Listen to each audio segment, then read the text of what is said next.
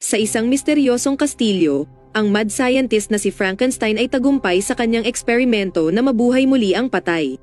Galit na galit ang mga tao kay Frankenstein dahil sa pag-e-eksperimento nito sa labi ng kanilang residente. Biglang dumating si Dracula kung saan nagmungkahi ito na gagamitin niya ang nilalang na nilikha niya upang mabigyang buhay ang kanyang mga alapores, ngunit tumanggi si Frankenstein dahil ayaw nitong gamitin sa kasamaan ang kanyang eksperimento. Humingi siya ng tulong sa kanyang assistant na si Igor na itaboy si Dracula pero lumalabas na si Igor pala ay nagtatrabaho din kay Dracula. Sinubukan niyang saksakin si Dracula pero sa kanyang pagkagulat ay hindi tinatablan si Dracula dahil sa matagal na itong patay. Pinatay ni Dracula si Frankenstein na ikinagalit naman ng halimaw na nilikha niya kaya inatake nito si Dracula. Pagkatapos tumakas siya dala ang labi ni Frankenstein ngunit sa kasamaang palad ay nahulog sila sa nasusunog na kastilyo. Sobrang nadismaya si Dracula dahil nabigo ang kanyang plano na makuha ang halimaw. Lumipat ang eksena sa ilang taon kung saan pinakilala tayo sa ating bida na isang monster hunter at siya si Van Helsing. Kasalukuyan niyang hinahanap ang salarin sa likod ng pagpatay sa mga residente na nagiiwan ng sigarilyo sa mga biktima nito. Lumingon siya sa likuran at napansin ang isang figura na umaakyat patungo sa mataas na gusali. Agad niyang pinuntahan ito at walang takot na hinarap ang halimaw na nagpakilalang si Dr. Jekyll. Lumalabas na matagal na pala siyang tinutugis ni Van Helsing dahil sa brutal na pagpatay nito sa mahigit 20 na tao.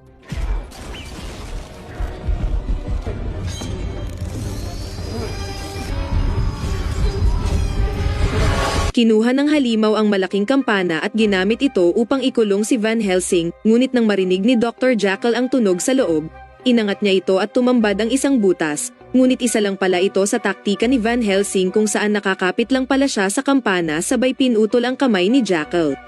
Sobrang kinagalit ito ni Jekyll kaya ginapos niya si Van Helsing sabay itinapon sa rooftop. Ngunit kinuha ni Van Helsing ang kanyang grappling gun sabay itinira ito kay Dr. Jekyll.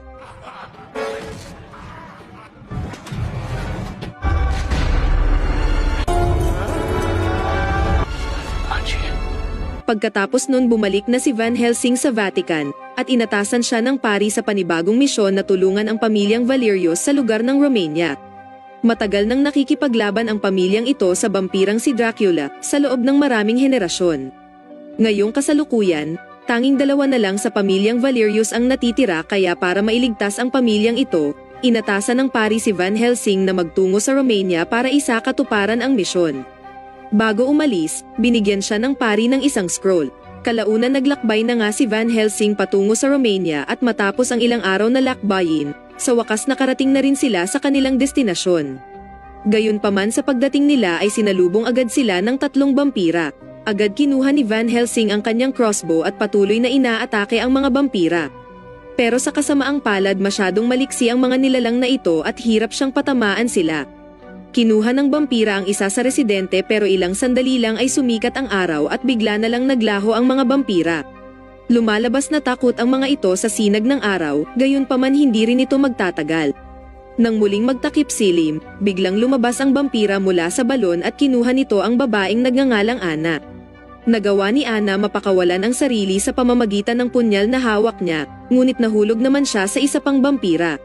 Sa mga sandali na si Ana ay kukunin na, in-adjust ni Van Helsing ang crossbow sa single shot mode at pagkatapos agad inatake ang bampira na sa kabutihang palad ay naligtas nito si Ana. Isa sa mga bampira ang kinumpronte si Van Helsing, dito ipinahayag na sila pala ang mga asawa ni Dracula na laging naghahanap ng kanilang mabibiktima sa bawat bayan.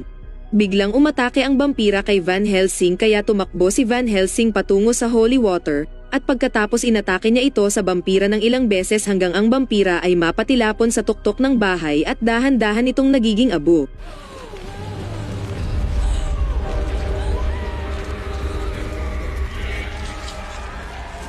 Dahil sa pagkawala ng bampira, nagising si Dracula mula sa kanyang kabaong na galit at nangakong maghihiganti. Dahil dito ipinadala niya ang alagang werewolf para kumalap ng impormasyon kung sino ang pumatay sa isa sa kanyang asawa. Inimbitahan ni Ana si Van Helsing sa loob ng kastilyo, at dito napagtanto ni Van Helsing na si Ana ang descendant ng pamilyang Valerius. Kalaunan sa kalagitnaan ng gabi, nakarinig si Ana ng kakaibang tunog at sa paglingon niya, isang lalaki ang nagpakita. Ang pangalan niya ay Velcon, at siya pala ang kapatid ni Anna na isa ding Valerius. Aaminin na sana ni Velcon ang sikreto ni Dracula pero bigla na lang itong nawala sa sarili at nagsimulang mag-transform. Nang marinig ang komosyon, agad dumating si Van Helsing, pero si Velken na nasa katinoan pa rin ay umalis na sa eksena. Lumalabas na bago pa makarating si Van Helsing sa lugar, si Velcon pala ay nakagat ng werewolf habang pinoprotektahan nito si Anna. At dahil si Velken na lang ang natitirang pamilya ni Anna, hindi siya papayag na saktan ito o mapatay. Batid ni Anna na mayroong antidote si Dracula para mawala ang sumpa, kaya nagpa siya si Van Helsing na tulungan si Anna para makuha ang antidote. Nagtungo sila sa lungga ni Dracula pero sa kanilang sorpresa, tumambad sa kanila ang ilang tila ba itlog na nakasampay. Ang mga ito pala ay mga vampira din na kasalukuyang inieksperimentuhan ni Dracula kung paano ito mabubuhay. Sa tulong ni Igor, gumagamit sila ng scientific method para mabuhay ang lahat ng vampira na nasa itlog pa. Ginamit din nila si Velcon bilang test subject. Nang inactivate na ni Igor ang switch, naglabas ng malakas na kuryente ang makina.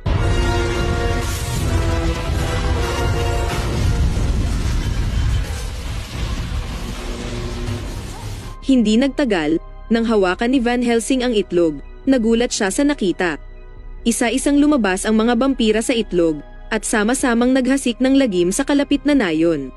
Nagsitakbuhan ang mga tao pero sa kasawiang palad ay marami ang naging biktima. Ngunit ilang sandali sa di malamang dahilan, ang mga vampira ay isa-isang sumabog.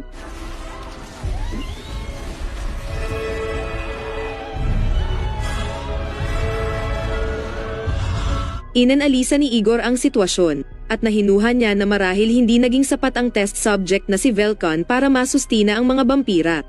Sinabi niya na kailangan talaga nilang mahanap ang halimaw na binuhay ni Dr. Frankenstein. Samantala, nalaman ni Van Helsing ang patungkol kay Dr. Frankenstein kaya agad silang nagtungo sa kastilyo kung saan sinasabing dito nahulog ang halimaw na nilikha ni Frankenstein. May biglang umatake sa kanila. At ito pala ay walang iba kundi ang halimaw ni Frankenstein na himalang buhay pa rin, at nagtatago lang siya dito sa underground upang hindi siya mahanap ni Dracula. Para mapigilan ang plano ni Dracula na makuha ang halimaw ni Frankenstein, nagpa siya si Van Helsing na ipadala ito sa Vatican. Gayunpaman habang naglalakbay sila patungong Vatican, sinundan muli sila ng mga alapores ni Dracula. Sa kasamaang palad nahulog ang karwahe sa bangin, at sinabi ng vampira na hindi nila pwedeng hayaang mamatay ang halimaw dahil kailangan ito ni Dracula. Ngunit nang suriin na nila ang loob ng karwahe, tumambad sa kanila ang isang bomba.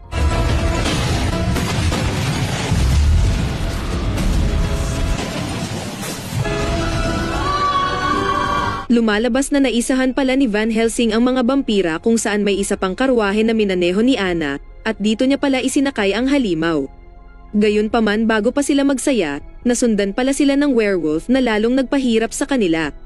Binaril ni Van Helsing ang werewolf at nahulog silang dalawa. Kinabukasan habang hinahanap sila ni Anna, natagpuan niya ang kapatid na bumalik sa anyo nito, ngunit sa kasawiang palad ay binawian na rin ito ng buhay. Dahil dito sinisi ni Anna si Van Helsing dahil sa pagpatay daw nito sa kanyang kapatid. Ngunit napansin niya ang sugat ni Van Helsing at napagtanto na hindi magtatagal ay magiging werewolf na rin siya. Paglingon niya sa likuran, bigla siyang hinampas ng vampira na si Alleria at pagkatapos dinala siya nito sa kastilyo. Muling bumalik si Van Helsing sa bayan, pero bago yun, kailangan niyang itago ang halimaw. Pagkatapos nagpa siya si Van Helsing kasama si Carl na iligtas si Anna. Palihim silang pumasok sa kastilyo at natagpuan doon si Anna kasama si Dracula. Ginamit ni Van Helsing ang tali para makuha si Anna, gayunpaman nanatiling kalmado lang si Dracula dahil batid na nito na talagang pupunta si Van Helsing. Nagulat si Van Helsing dahil bihag na ni Dracula ang halimaw ni Frankenstein. Sa dami ng vampira na humahabol sa kanila, walang ibang choice si Van Helsing kundi tumakbo.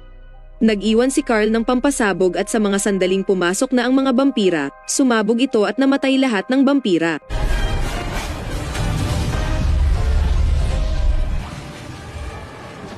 Napansin ni Van Helsing na ang halimaw ay dinala na patungo sa experimental site. Sinubukan niya itong habulin pero naharangan na siya ng Iron Gate. Pagbalik nila sa bahay ni Anna, Napansin ni Carl ang portrait ni Valerius at hindi lang pala ito ancestor ni Anna kundi ama din pala ni Dracula. Ipinaliwanag ni Carl na si Dracula pala ay nakipagkasundo sa demonyo upang maging immortal siya sa pamamagitan ng pag-inom nito ng dugo. Pagkatapos nagtungo silang tatlo sa mural. Napansin ni Van Helsing ang punit na piraso sa gilid kaya naalala niya ang binigay na scroll ng pari bago siya pumunta dito. Lumalabas na ang scroll pala na ito ang nawawalang piraso ng mural. Matapos niyang mailagay ito, isang misteryosong pinto ang lumitaw. Pumasok sila dito hanggang sa nakarating sa nagyayelong lugar. Napagtanto nila na ito pala ang shortcut patungo sa kastilyo ni Dracula. Kalaunan nararamdaman na ni Van Helsing ang kapangyarihan ng werewolf kaya ginapos niya ang dalawa upang makapasok sa higanteng pinto. Tagumpay silang nakapasok sa loob at una nilang nakita ang halimaw na nakagapos. Sinabi ng halimaw kay Van Helsing na hanapin ito ang antidote para iligtas ang kanyang sarili sa pagtatransform bilang werewolf. Kaya kinuhang bihag ni Van Helsing si Igor upang ituro nito kung nasaan ang antidote. Naghiwalay sila sa dalawang grupo. Pagdating nila sa chamber kung saan naroroon ang antidote, bigla silang kinulong ni Igor sa loob at lumitaw naman si Aleria sa likuran nila. Tinulak ni Anna ang antidote at naglalaman pala ito ng highly corrosive salt acid. Ginamit nila ito upang matunaw ang bakal na pinto, pagkatapos kinuha ni Carl ang antidote sabay tumakas. Sa kasamaang palad na huli ni Aleria si Anna bago pa ito makalabas. Samantala, nasalubong naman ni Carl si Igor na may dalang lightning weapon at walang tigil nitong inatake si Carl. Sa kabilang banda, natagpuan na ni Van Helsing ang halimaw ni Frankenstein, pero bago niya ito mapakawalan, biglang tumama ang kidlat na nagdulot upang ang resurrection machine ay tuluyang gumana.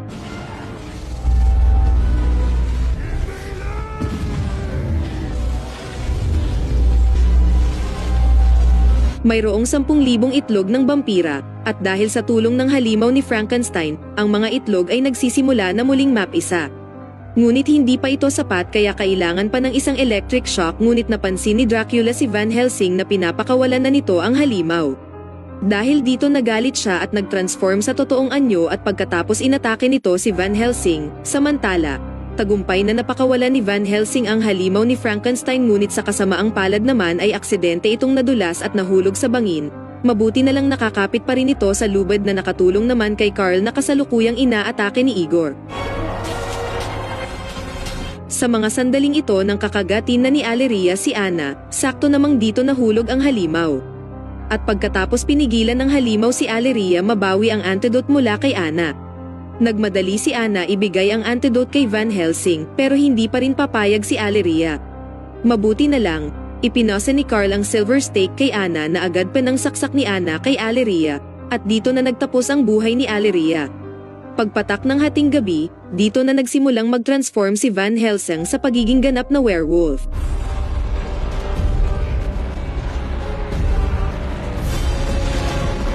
Nag-transform din si Dracula at pagkatapos nasagupa ang dalawa sa matinding labanan. Sa una ay medyo patas ang kanilang laban, pero maliwanag na ang kapangyarihan ng werewolf ay mas malakas kesa kay Dracula. Patuloy silang naglaban sa ere at dahil sa tindi ng lakas ng werewolf, napilitan si Dracula na ilagan ang kanyang mga pag-atake. Sa huli, binuka ni Van Helsing ang kanyang bunganga sabay kinagat si Dracula at sa wakas dito na nagtapos ang buhay ni Dracula. Dahil sa pagkawala ni Dracula, ang mga vampira na kakabuhay pa lang ay nagsimula na namang sumabog. Pero hindi pa dito nagtatapos dahil ang pagiging werewolf ni Van Helsing ay hindi niya pala kayang kontrolin, na sa kasawiang palad sinunggaban nito si Anna at pinatay.